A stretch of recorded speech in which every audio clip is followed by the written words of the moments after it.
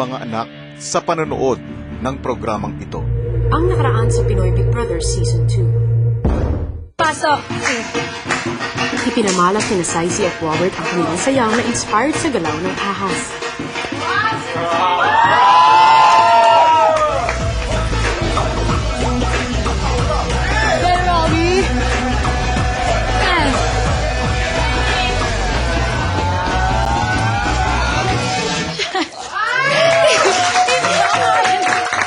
Matapos ang masayang sayawan, hinarap ng 4 na nominado ang kanilang mga kapalaran. Gian, congratulations! Yay!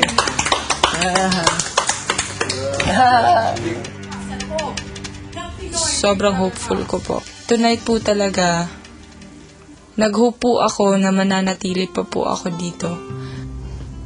Congratulations, Dion! Hindi ko po talaga in-expect na isa po ako sa mananatili.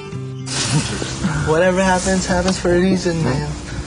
This time around, parang mas kabados ng sobra-sobra po kasi yun nga, iba po pala kapag dumating po kayo sa puntong yun, talagang kakabahan kayo and yun nga, parang sobrang iba po talaga yung pakiramdam. Cody, I'm sorry, you are the first victim of Pinoy Big Brother. Nilatawag po si Bodhi na maliligtas. Iba po yung yakap namin tatlo nila, no? Kian, Nel, tsaka ako. So, sobrang lungkot, kuya. Okay na yan.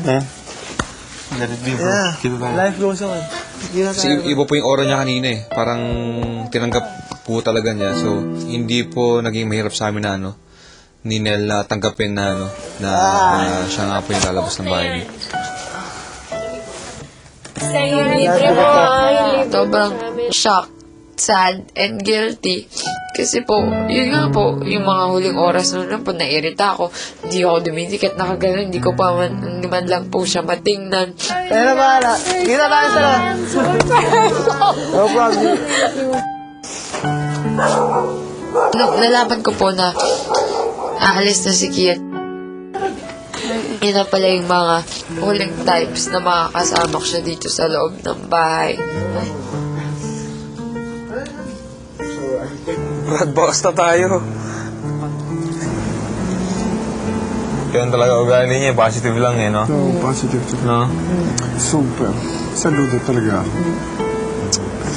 Ay, sa positive thinking na wala ka kayo maging. Makakalungkot to the max kasi yun, yung trio wala na. Na ng trio? Wala na. Siguro si Kian yung isa sa mga importanteng tao dito. Hindi ko po malilimutan. Tama, please. Don't cry. So wasted. Hello Philippines and hello world! Hindi pa man tayo nakakahinga simula ng ma-evict si Kian. Ito naman ang isang big announcement na kailangan niyong abangan. May housemate nga bang paaalisin sa bahay ni Kuya? Totoo ho ang mga balita. Bago pa man matapos ang linggong ito, ay may isang housemate na paaalisin ng Pinoy Big Brother House at makikilahok sa isang kakaibang karanasan sa labas ng bahay ni Kuya at sa labas ng Pilipinas. Ito ho ang Big Brother Swap kung saan ang isa sa mga housemates ni Kuya ay lilipat sa isang Big Brother House sa Europa habang isang European housemate naman ang papasok sa bahay ni Kuya. Abangan ang mga eksklusibong detalye ng Big Brother Swap maya-maya lamang. Samantala, nabiti naman ang ating kwentuhan noong Biyernes sa isa pang pagsubok ng pagkakaibigan. Si Dion laban sa dalawang girl housemates. Nagtampo sa kanya si Marie Chris dahil hindi raw tumutulong si Dion sa gawain sa bahay. At nagkaalita naman sina Dion at Wendy dahil pakiramdam ni Wendy ay lumalayo na ang kanyang dating kaibigan. Nasaksihan natin ang mainit na sagutan ni Dion at Marie Chris at ngayon may pakikinggan natin ang komprontasyon itong sina Wendy at Dion. May mga issues kasi na ayokong i-big deal. First, diba tayo, Wendy? Close tayo at first. Pero, ngayon kasi, feel ko na mas comfortable ka talking with Kuya Bruce than with Nick. It's not na, gusto kong mag-stay away from you. It's just that, ayokong ma-feel yung dalawa na ini-istorbo ko kayo. Kilala mo ako of all people, di ba? Ang Gara eh. Ang iba yung pinagsamahan natin noon. Tapos parang biglang ngayon, for some reason na hindi ko ma-explain, ayaw mo na ako kausapin. Hindi naman sa ayaw kitang kausapin, parang awkward lang. Kasi, yung night na yun, feel ko na awardan ako. Hindi siya consistent, ayaw niyang big dealin. Tapos biglang eto moment na nakaharap lahat. Mas gusto niya na nakaharap lahat. I have no intentions to, no? Parang to ruin your closeness or friendship with Wendy. Okay, pag nag-uusap kami, it's just that parang we enjoy talking to each other. And I want to tell you na, if you want to talk to her, parang hindi kita pipigilan na to talk to her. Natatakot po ako na pag mag-reach out ako or in-approach ko siya para baka po kasing hindi niya tatanggapin yung apology ko. Alam ko sa sarili kong pag lumapit yan sa akin, papatawarin ko. Pero nasaktan lang ako na kailangan sa lahat pa sasabihin na gano'n na parang dating nagpapaawa siya. Tapos parang ano yung ginawa ko? Close tayo dati, ngayon hindi na tayo close dahil ano? Natapos nga ang gabi ng hindi lubusang nagkakaayos sina Dion, Marie Chris at Wendy. Hanggang sa kinabukasan ay di pa rin nagkikibuan ang tatlo. Hindi na sila nakapag-usap dahil naging abala na rin ang ating mga housemates sa kanilang task para sa araw na iyon.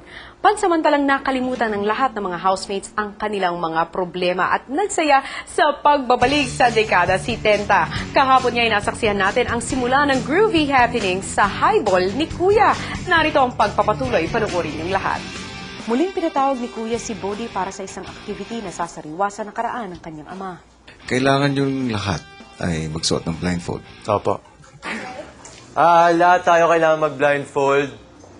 Mag-aantay lang tayo sa living room for the next instructions.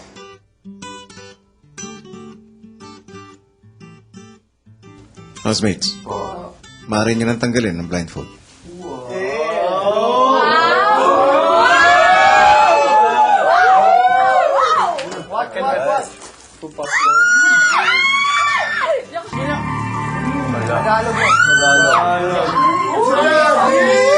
Napakahalaga para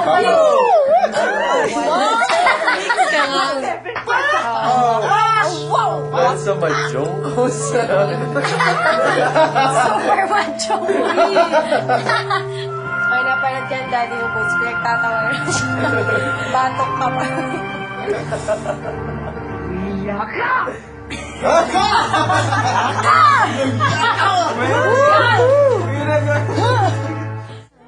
Oy, ba't hindi ka muna magpahinga? Ang gagawin.